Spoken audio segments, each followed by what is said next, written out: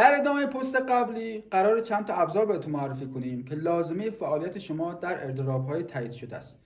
اولین ابزاری که شما لازم دارید کیف پول متامسکه، جایی که دارایی شما قرار میگیره اونجا و اگر ایردراپی رو شامل بشید واریز میشه به همین کیف پولتون.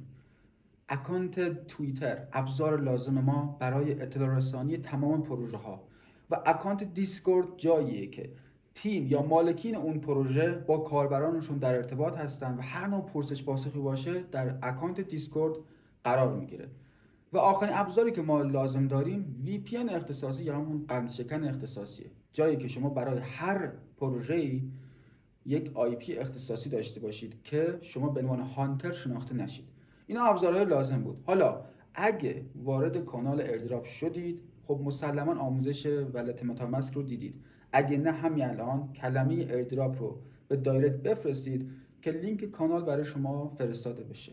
هر سوالی هم دارید زیر همین پست در کامنت ها قرار بدید که پاسخگوی شما باشیم.